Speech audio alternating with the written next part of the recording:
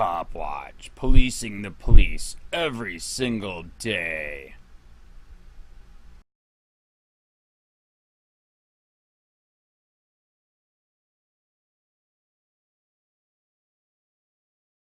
A former Jacksonville prosecutor's drug cases ended with far more time for black defendants. A Herald Tribune investigation into the power of prosecutors. By Josh Salmon, Andrew Pantazzi, and Michael Braga. Gatehouse Media. Projects.heraldtribune.com/influence. Jacksonville. Those who know Christine Bustamante say there's nothing racist about her.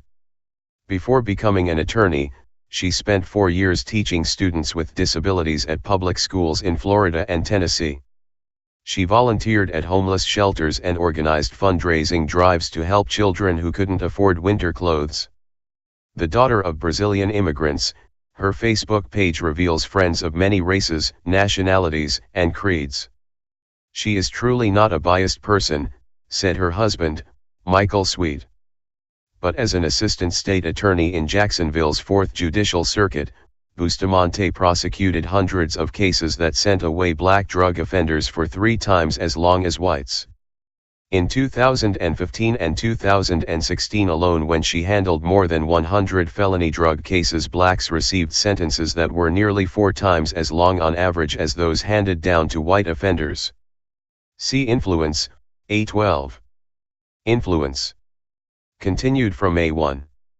That put her at the top of a list of Duval County prosecutors' racial disparities in sentencing for felony drug crimes, according to a 9-month investigation by the Herald Tribune and the Florida Times-Union. Academics and judges argue that prosecutors are the most powerful players in the criminal justice system and most to blame for bias. But at 34 and just 3 years out of law school in 2016, was Bustamante really responsible for locking up black defendants for nearly quadruple the time of whites?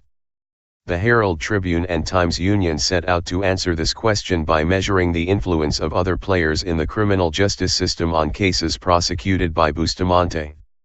Those players include 2 powerful judges she appeared before, her former boss, Angela Corey, regarded as one of the toughest state attorneys in the nation, the Jacksonville Sheriff's Office, which heavily polices minority communities, and residents of the city's black neighborhoods, notorious for gun violence.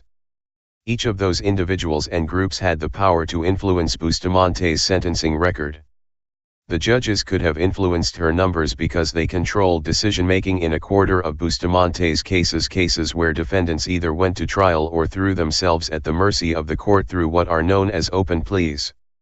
Corey could have influenced her numbers because she had a reputation for micromanaging line prosecutors, permitting them little discretion. The sheriff's office could have influenced her numbers because deputies arrest a much higher percentage of blacks for felony drug crimes. And the statistics could have been skewed by black defendants themselves, many of whom are repeat offenders and more likely to be busted with a gun, leading to longer sentences. Bustamante, who now goes by her married name, Christine Sweet, resigned from her position as an assistant state attorney in September, taking a job in estate planning with a Jacksonville law firm. At the time, she told a Times-Union reporter she didn't trust the Herald Tribune's data analysis, and suggested that outside factors, especially decisions made by judges, may have impacted her numbers. She then declined further comment. Corey, her former boss, defended Bustamante, pointing out that it's difficult to compare prosecutors based on the sentences they help to dole out because no 2 cases are alike. She is just an amazing, energetic woman, who truly did her job, Corey said. She worked very hard for the people. Melissa Nelson, who took over as state attorney for the 4th Judicial Circuit in January 2017, said she did not know Bustamante well, noting that 2015 and 2016 drug convictions were prosecuted under a previous administration. During a panel discussion on racial bias in March organized in response to the Herald Tribune's reporting, Nelson said one of her foremost goals is to regain the trust of Jacksonville's African American community. One of the things we're focused on is uniformity, Nelson said during a follow-up interview in April. We have a lot of discretion, and we don't want to have people being treated differently based on the same types of facts. Despite the change in leadership, the question of why black and white defendants are treated differently remains, cutting to the heart of the debate over who's responsible for racial disparities in Florida's criminal justice system. The two newspapers could have done this analysis anywhere in Florida. They chose Duval because it is the only county where defendant names and case numbers are included as part of the offender-based transaction system database, making it easier to check criminal backgrounds and reasons for arrests. Journalists used OBTS to identify attorneys who prosecuted the most felony drug crimes in 2015 and 2016, then asked the Fourth Circuit State Attorney's Office for a list of all their cases. Reporters and editors spent at least 500 hours over 3 months opening more than 3,500 felony drug cases by hand. The result is a first-of-its-kind spreadsheet tracking Bustamante and 22 other prosecutors based on the race of defendants, points scored under Florida's sentencing guidelines, time spent behind bars and other factors such as possession of guns or resisting arrest. From these records, the newspaper created two sentencing indexes, one that measures leniency and another that calculates harsh punishment. Those indexes reveal that 43% of white drug defendants in Duval County were shown some sort of leniency in 2015 and 2016. That rate falls to 27% for blacks. When it comes to punitive sentences, the trend flips. 15% of blacks received severe sentences, according to the index. That compares to 10% of whites. Racism is inherent and white privilege is very prominent, said Bill White, former Fourth Circuit public defender. When you have an African American male standing in front of you, you treat him differently than a white male time and again. A definite force on the bench. Bustamante spent much of her career as a prosecutor appearing before just two circuit court judges Mark Hulsey III and Russell Healy. Both are known for their strict demeanor and imposing presence in the courtroom. They are intimidating people, said Sweet, Bustamante's husband. Hulsey is the son of renowned Jacksonville attorney Mark Hulsey Jr., who served as president of the Florida Bar from 1969 to 1970 and helped create the Judicial Qualifications Commission, the agency that investigates ethics complaints against judges. Voters elected the younger Hulsey to the bench in 2010 following a career in family law. But his tenure was cut short after allegations of racism, sexism, and mistreatment of judicial staff surfaced during his 2016 re-election campaign. At a meeting in Chambers, Hulsey reportedly stated that black people should get back on a ship and go back to Africa. The Judicial Qualifications Commission's July 2016 notice of formal charges also alleges that he called a lead staff attorney a bitch and a CT, and unfairly berated, and blamed another for his own mistakes at trial. Hulsey, who could not be reached for comment, previously denied the allegations. He resigned from the bench in January 2017, one day before the House Public Integrity and Ethics Committee was set to launch an investigation into his behavior. Bustamante prosecuted more than 50 felony drug cases in Hulsey's courtroom in 2015 and 2016. White defendants averaged 6 months behind bars. Black offenders got triple that time. Just one of Bustamante's cases before Hulsey went to trial, a black man busted for selling $30 of cocaine. The recommended minimum sentence under Florida's criminal punishment code was 16 months in prison. Bustamante argued the defendant should get 8 years, saying he committed the same crime before, spent nearly 4 years in prison and should get no less this time around. He has no regard for the law, Bustamante said at the sentencing hearing. She added that requesting leniency or probation is not only making a mockery of the criminal justice system, but it's also making a mockery of this court. Hulsey sentenced the man to 6 years in prison, followed by 2 more in a drug rehab facility. Hulsey also signed off on 8 of Bustamante's negotiated plea deals that were harsh, according to the Herald Tribune's Severity Index. All but 2 of the defendants were black. I won't go into a diatribe on Judge Hulsey, said Frank Galden, one of Bustamante's first bosses at the state attorney's office. But I have a lot of negative opinions about him. Bustamante's results were similar when she appeared before Judge Healy. See Influence, A13. Influence. Continued from A12. The son of Irish Catholics, Healy graduated from Jesuit High School in Tampa. As a felony judge, he is known for ripping up plea deals he doesn't like and making prosecutors start over. In one rape case, Healy was criticized for lecturing a Hispanic defendant about Christian family values, telling him a good Catholic fellow shouldn't commit adultery. The sentence was overturned by the First District Court of Appeals. In another case, Healy declared a woman who shoplifted $17 of food from Walmart a danger to society. And just last month, an appellate court judge said Healy went on a tirade after the Department of Corrections waived supervision fees that Healy had imposed on a financially struggling mother who was working part-time as a janitor. But no one has accused Healy of racial bias. I can tell you that Judge Healy is both extremely tough and highly critical in his courtroom, said attorney Corey Strolla, who took on a high-profile case before Healy, defending a white man accused of violence against a black teenager. Attorneys are expected to know the proper laws and rules of procedure at every step of the process. Bustamante prosecuted nearly 50 felony drug cases before Healy in 2015 and 2016. Black defendants averaged more than quadruple the jail time of their white counterparts.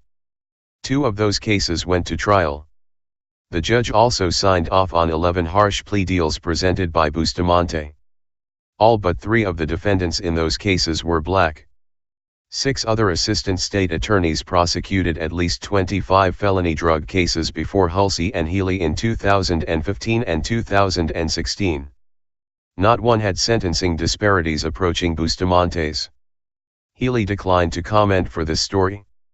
His judicial assistant referred all questions to Chief Judge Mark Mahone. Mahone refused to speak to Herald Tribune reporters, saying he did not trust the newspaper's data analysis. But during a panel in March organized in response to the newspaper's work, the chief judge acknowledged implicit bias in the system and said judges and prosecutors strive to overcome it. You can call judges a lot of names, you can call them ignorant or lazy or whatever, Mahone told the predominantly black audience at Edward Waters College. But every judge tries to be fair. If the community doesn't trust the legal system, they will not use it, Mahone said. It's got to have buy-in from the people, and if people think it's unfair, that's the beginning of the end for our justice system. We try to get it right. Whether we do all of the time, I don't know. Utter disregard for the law. After the Herald Tribune published its Bias on the Bench series in December 2016, judges blamed prosecutors and the plea negotiation process for racial disparities in sentencing. It's prosecutors who decide what crimes to file, they said. It's prosecutors who threaten lengthy stints in prison, drop charges altogether or offer second chances. It's prosecutors who control most plea negotiations where 98% of drug convictions are resolved. Judges are just blessing what the prosecutor and defendant agreed to, Lee Hayworth, a senior judge in Sarasota's 12th Judicial Circuit, told the Herald Tribune in 2016. These sentences were handed to the judges on a silver platter. There's only a tiny percentage where I think the judge could be responsible for the disparities. Judges, however, said they are responsible for sentences handed down after trial or through open pleas, where defendants ask the judge to decide. In 2015 and 2016, Duval County prosecutors surveyed by the 2 newspapers had 337 of their felony drug cases settled through open pleas. Judges sentenced black defendants in those cases to more than twice the time given to whites. With Bustamante, 23 of the 101 defendants she prosecuted in 2015 and 2016 went the open plea route and 3 more went to trial.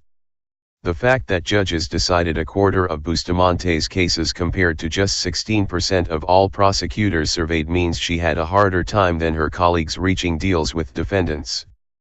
If cases resulting in open pleas or trials are excluded from Bustamante's sentencing record, her racial disparities shrink by nearly 140 percentage points.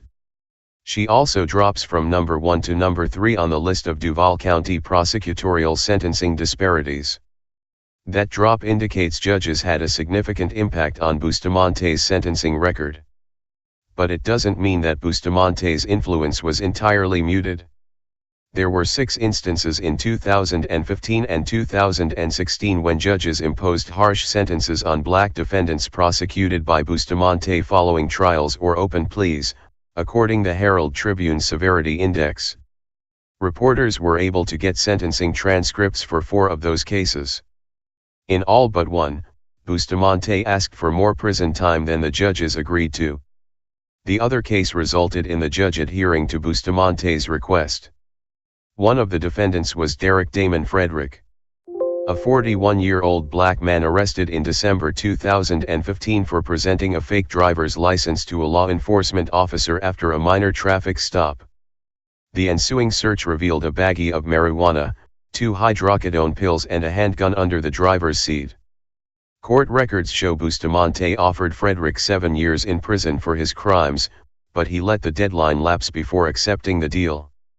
His attorney entered an open plea before Judge Healy, arguing that Frederick should get no more than 5 years in lockup, the minimum under state sentencing guidelines. Bustamante wasn't having it.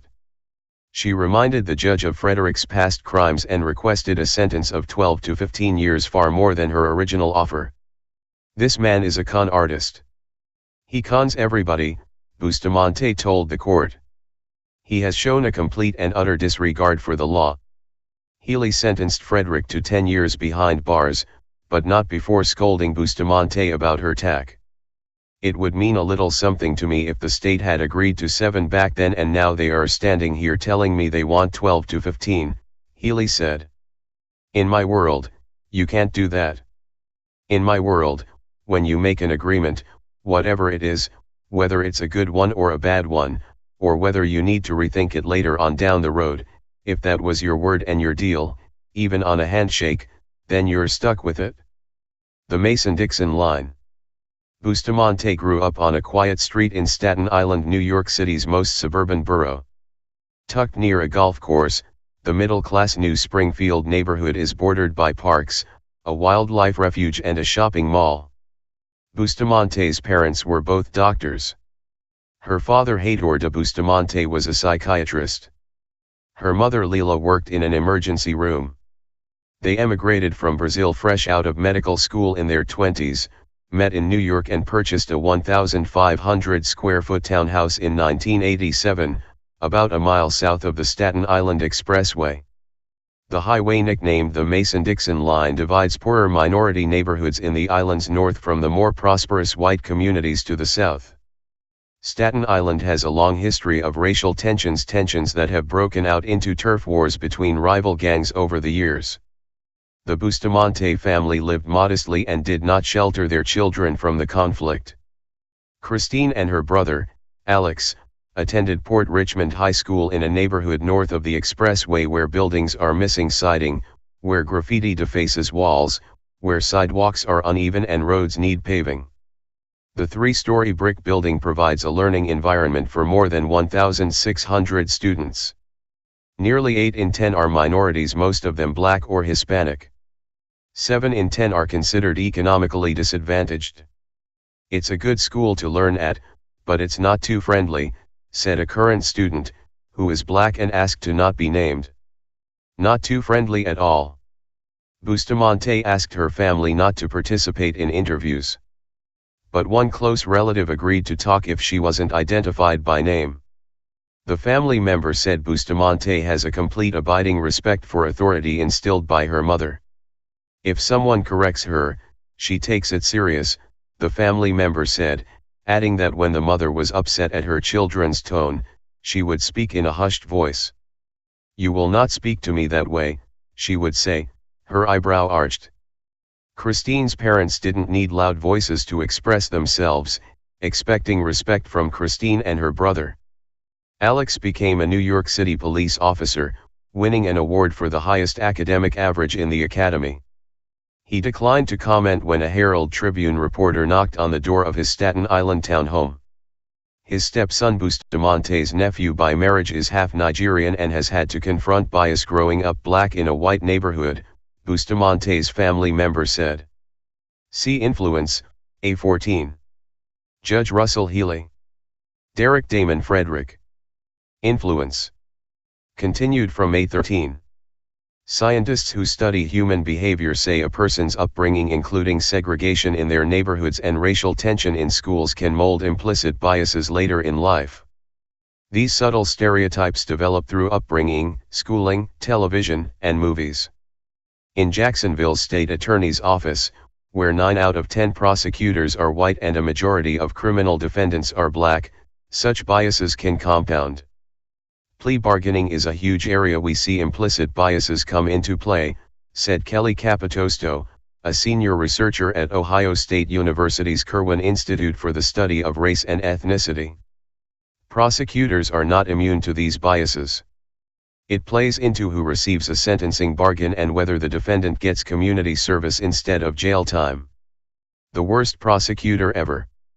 Angela Corey served as the elected state attorney for Jacksonville's 4th Circuit from 2009 through 2016, gaining a reputation as one of the toughest prosecutors in America. During her tenure, Duval County sent more defendants to death row than did almost anywhere else in the country. Duval also sent a higher percentage of convicted defendants to jail or prison than any other county in Florida. More than 80% were locked up in 2016, according to the Florida Department of Corrections. That means less than 1/5 were given probation, house arrest, or some other jail diversion. Corey was just as tough when it came to prosecuting drug crimes, insisting that dealers go to prison regardless of their criminal histories. There was an unwritten rule, said Rhonda Peoples-Waters, a Jacksonville criminal defense attorney who runs her own practice. They had to spend 13 months in prison even if they had no records. During Corey's first 5 years in office, there was a decline in the number of adults sent to drug court, a program established by her predecessor to help defendants overcome addiction. Enrollment in that program fell more than 30% from 2009 to 2013, according to a review of state court data. Black defendants saw a much greater slide than whites. Corey was the worst prosecutor ever, said Harry Shorstein, who served as Jacksonville's state attorney for 16 years prior to Corey's election in 2008. She's gone now, and we're lucky. Famous for her unsuccessful prosecution of George Zimmerman, who was acquitted of murdering 17-year-old Trayvon Martin near Orlando in 2013, Corey was never popular in Jacksonville's African American neighborhoods. Blacks bore the brunt of her tough-on-crime policies. While making up just 30% of Duval County's population, blacks represented 56% of its prison and jail inmates, 61% of death row inmates, and 84% of juveniles tried as adults. There are so many troubling things about Angela Corey's tenure, said Melba Pearson, a former Miami-Dade prosecutor and deputy director of the ACLU of Florida. I am not saying that she's a racist. But I can say Jacksonville as whole has a very disturbing history of race and race relations. Throughout her time in office, Corey maintained an airtight relationship with law enforcement, insisting that the best way to support the black community was by prosecuting criminals. For my entire tenure, we have fought hard to put violent, repeat offenders in prison, Corey told the D.W. Perkins Bar Association for Black Attorneys in Jacksonville during a 2016 candidate forum. She denied any disparity based on race. Peoples-Waters, a Jacksonville defense attorney who tried a case against Bustamante last year, said prosecutors feel more comfortable doing what they believe is right now that Corey is gone and Nelson is in charge. Christine could not make decisions by herself on the line under Corey, Peoples-Waters said. The felony division chief would have to approve every decision that the line prosecutor made. Belkis Plata, another Jacksonville defense attorney, agreed. Whenever I got cases with Christine, I would always have to go to the division chief, Plata said. I don't know if she was comfortable with making decisions on her own. To these attorneys, Bustamante seemed stressed, and her husband acknowledged as much. She felt pressure to please management, pressure to operate a certain way, Sweet said. We were looking at other lines of work because this line is very hard on you. Reached by telephone in May, Corey disputed the notion she was a micromanager or that her system was inflexible. If a defense lawyer felt one of our prosecutors was unfair, they could come in, show mitigation and ask for a different outcome, Corey said. Or they could plead straight up to the judge. Corey added that she always has been a huge believer in pretrial diversion and rehabilitation for minor drug offenders. But she also believes traffickers and those carrying guns deserve much harsher treatment. I know outstanding qualities. After graduating from the University of Miami in 2004 with a degree in psychology, Bustamante spent 4 years teaching public school students with disabilities in Broward County and Nashville, Tennessee. She became a fierce advocate for children with autism, but quit teaching for a more lucrative career as a lawyer. Bustamante attended the University of Florida's law school, spending 2 summers focused on estates, trusts and tax law before starting an internship at the Gainesville State Attorney's Office. For the next 2 semesters, she helped prosecutors and watched trials, writing in an employment application letter that she loved the work. Influence. Continued from May 14. We have to be there enforcing the laws. We have to be there stopping suspicious people and responding to calls for service, Williams said. But there's a way to do that where you don't drive a wedge between law enforcement and the very community you're trying to protect. A continuing cycle. Aggressive policing in minority neighborhoods over the years has contributed to longer rap sheets among blacks. Such defendants score more points under the state's sentencing guidelines, a system set up by Florida's legislature that assigns points to defendants based on the severity of the crime, the number of prior arrests and other factors. The more points defendants score, the more time they are likely to spend in lockup. Across Jacksonville, blacks made up nearly a third of the population, but 64% of drug convictions in 2015 and 2016. They also accounted for 8 out of every 10 convictions where defendants scored at least 44 points at sentencing, the benchmark for prison. Bustamante prosecuted 17 of those defendants. All but one was black, and their high point totals invariably led to long prison sentences. If those cases are backed out of the analysis, Bustamante's disparities fall by 135 percentage points, a bigger drop than all but one other prosecutor. That shows her disparities were significantly impacted by the fact that the pool of defendants she prosecuted contained a greater number of blacks who committed serious crimes or had longer rap sheets. But even when those cases are removed from consideration, Bustamante remains at the top of the list of Duval prosecutors with the widest sentencing disparities. Black leaders acknowledge that heavy policing is just one reason for lopsided arrest rates and sentence lengths. They say economic decay is also to blame. We have enough data to prove the areas with the highest amounts of crime also have the highest economic disadvantage, said Juan Gray, former chairman of the Jacksonville chapter of the Southern Christian Leadership Conference, a black civil rights group founded by Martin Luther King Jr. If you want to solve it, inject economic stability, so these families don't have to resort to crime for survival. It's a continuing cycle. She was against gun violence. Law enforcement leaders in Jacksonville insist their intent is not to harass the black community, but to weed out gangs and guns. The violent crime rate in Jacksonville is among the highest in the state, and some believe the carnage is a product of the city's drug trade. It was also guns that commanded the attention of Bustamante's former boss. Corey was very involved in cases with guns, said Aaron Feuer, who worked as an assistant state attorney in the 4th Circuit's Homicide and Gang Prevention Unit before leaving in 2017 for private practice. She was against gun violence, so she took a hard stance against drugs. Almost every single one of our homicides started over drugs, Feuer said. Almost all of the major shooting incidents revolved around drugs. Stopping it at the bottom was always the goal. Blacks in Jacksonville were 3 times more likely than whites to be armed during a drug bust in 2015 and 2016, according to the Herald Tribune and Times-Union Review. Bustamante handled 15 drug cases where guns were discovered. Just one of the defendants was white. When gun charges are removed from the analysis, Bustamante's sentencing disparities drop by 75 percentage points, a larger point drop than all but one other prosecutor. And she falls to number 3 on the list of prosecutors with the widest disparities. If someone is selling and armed, the more likelihood bad things will happen, said Nicholas Martino, a criminal defense lawyer in Jacksonville. "I not fairly distributing mercy." Bustamante handled hundreds of cases each year during her nearly 5 years as a prosecutor, everything from traffic offenses to battery, prostitution, and grand theft. More than 300 of those cases involved some type of drug offense. In 2015 and 2016, 75% of her felony drug cases were settled through negotiated pleas or some form of pretrial diversion.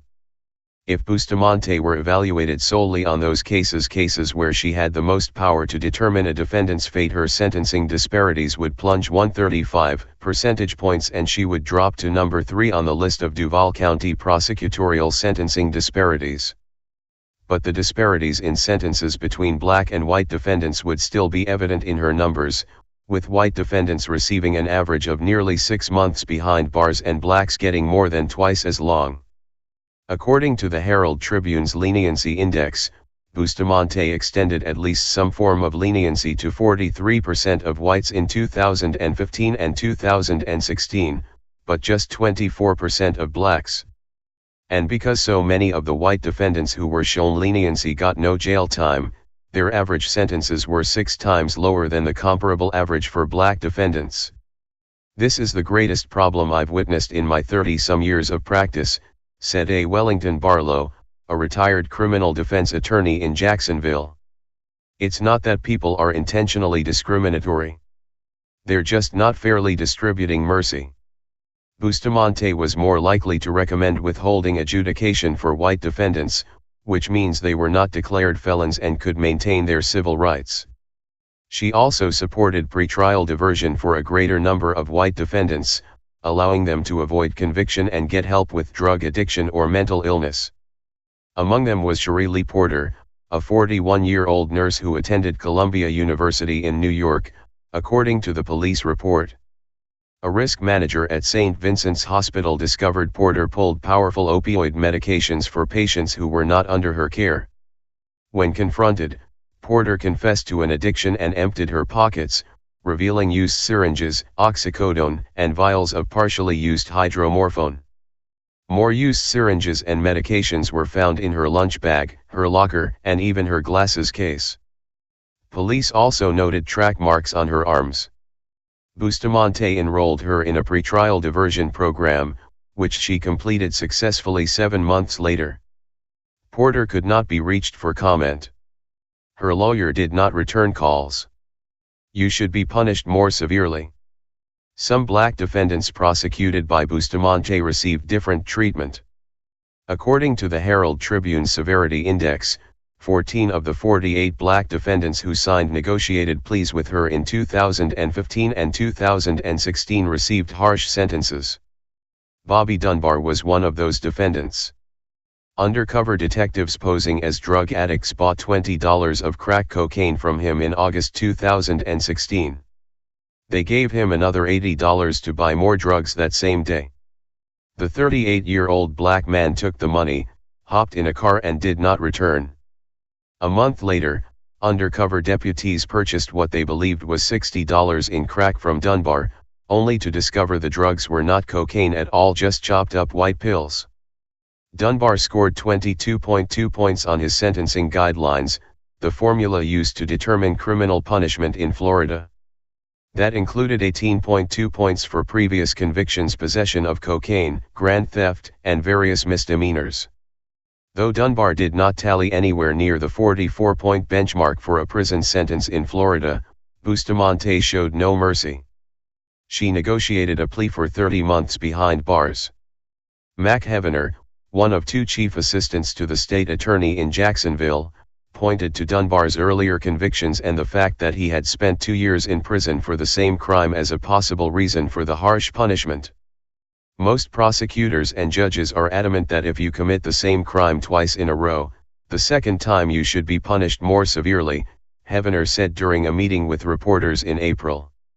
If you take away the cases where Bustamante showed harshness or leniency, her disparities would plunge more than 150 percentage points and she would fall to number 4 on the list of Duval County prosecutors.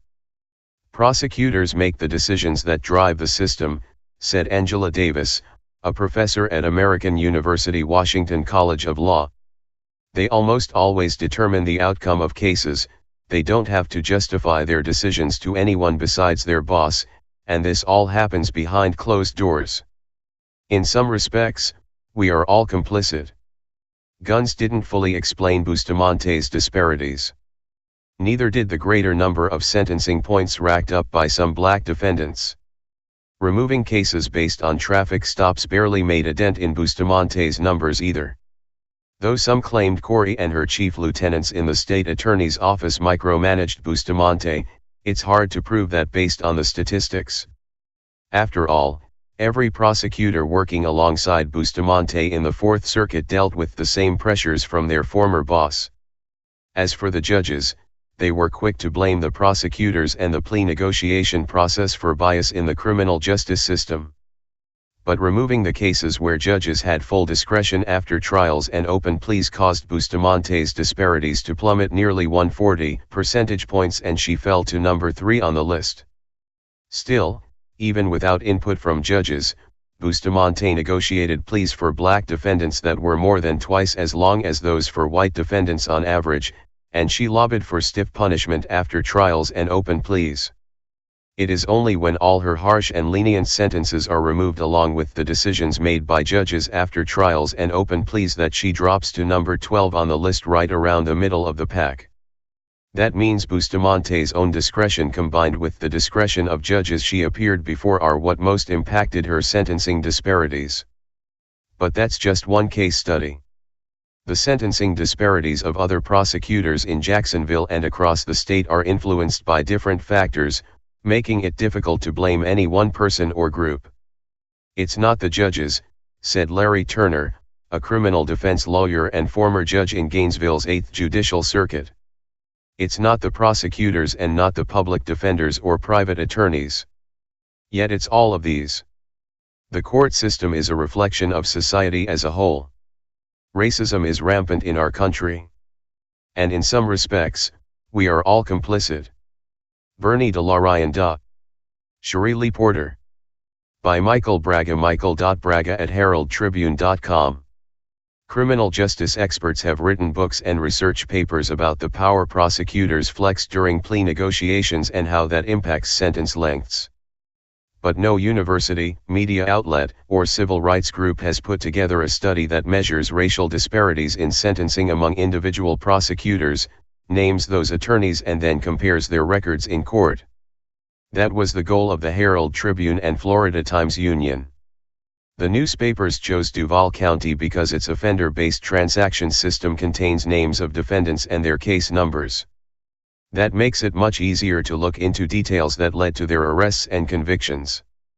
But the two newspapers only used the OBTS database to identify prosecutors in Duval County who handled the most felony drug crimes. To ensure accuracy, the newspapers asked the 4th Judicial Circuit State Attorney's Office in Jacksonville for a complete list of the more than 3,500 cases with statute numbers beginning with 499 and 893 these prosecutors handled in 2015 and 2016. Reporters and editors then opened each case by hand and built a first-of-its-kind database that contains all felony drug cases prosecuted by 23 Duval County assistant state attorneys during the 2-year period. In many instances, we found that prosecutors who began a case were not the same as the prosecutors involved in the sentencing decision. We selected the latter based on names that appeared in judgments, plea agreements, and sentencing guidelines, and we only calculated sentences based on the original crime, not on violations of parole. We also opened plea agreements to determine whether defendants entered negotiated pleas with prosecutors or threw themselves at the mercy of judges through what are known as open pleas. In arrest reports, we looked to see if a gun was present, even if no firearms charges were filed, and whether the drug bust resulted from a traffic stop. We also scoured court dockets to see if felony drug charges were combined with other charges such as armed robbery, prostitution, or aggravated assault. And we dropped cases from consideration if the lead charge on the criminal score sheet was something other than a felony drug crime. The only exceptions to this were cases where the lead charge was gun possession, fleeing from law enforcement, or resisting arrest. 3 months before publishing, we shared the database with Melissa Nelson and other top officials at the 4th Circuit State Attorney's Office. Though concerned about the individual prosecutors named in the data, they were fascinated by the possibility of using data to measure performance. The database contains the names of defendants, their case numbers, gender, and race. It displays the primary charge leveled against them, the outcome of their cases, the points they scored under Florida sentencing guidelines, and their ultimate sentence. It also includes the names of prosecutors, judges, and defense attorneys. The Herald Tribune and Times-Union used various fields in the data to test how judges, law enforcement officers, and black defendants impact the racial disparities of Duval County prosecutors. In one of those tests, we looked at the relative seriousness of crimes and prior records of defendants by lumping them into 3 categories based on the number of points they scored under state sentencing guidelines. The lowest category included anyone who scored from 0 to 21 points, the mid-range included those who scored from 22 to 44 points, and the top category included anyone who scored 44 points or more, the level where prison is recommended. The 2 newspapers also created unique indexes that measure the propensity of prosecutors to deviate from the minimum recommended sentences under Florida statutory guidelines. The Herald Tribune's investment in carefully collecting data from a criminal justice system that all too often hides behind complex and weak data to conceal the quality of justice is a major contribution, said John Kramer, a criminologist and professor emeritus at Pennsylvania State University. In this study, they unveil defendants who are getting very lenient outcomes and very severe outcomes compared to the sentencing guideline recommendations, which incorporates the severity of the defendant's offense and defendant's prior record that are the 2 key ingredients in sentencing. Along with the article about Bustamante and the complete database, the newspapers published an interactive data page online where readers can explore the interrelationships between prosecutors and judges. That page shows how black men were far more likely to experience severe disparities in sentencing than black women. Based on the 23 prosecutors surveyed, black men received sentences that were twice as long as white men in Duval County. Black women, by contrast, received sentences that were 8% shorter on average than their white counterparts. That trend is even more exaggerated with respect to Christine Bustamante. The black men she prosecuted spent an average of 629 days in prison, more than 6 times longer than white men, who received 102 days. Black women received sentences that were 9% shorter than those given to white women. While we understand no 2 cases are the same, once you have hundreds or thousands of cases, you have pretty good evidence of where those disparities are exacerbated or vice versa, said Bisaki Kyotetelids, a Florida International University professor who has done similar studies at prosecutors' offices across the country and is currently studying Jacksonville's office. We should be able to see where disparities are exacerbated or ameliorated as they flow through the system, and prosecutors are the key players there for sure. Editor's note: access the interactive data page of Duval prosecutors at projects.heraldtribune.com /data. Anyone with further questions regarding the methods can contact Herald Tribune Investigations Editor Michael Braga at 941-361-4877. How we did it? Police use who may want to retaliate against him physically. Hey Charlotte County, this is Charlotte County Copwatch, and I just wanted you to know that I am using this stuff under fair use, And also remember to like and subscribe this channel. Also too, keep in mind I do not make any money on YouTube. This is 5 hours work a day, you know, fighting for freedom. And you can donate with PayPal and Patreon. I just want you to think about this. If everybody gives to PayPal and Patreon, Patreon is every month. Actually, PayPal you can do every month. I have 12,000 subscribers. If everybody gives, I can quit my regular job and go full-time investigations on Charlotte County and possibly even more and beyond. So just keep that in mind. If everybody helps out, I can go full-time doing this. Thanks.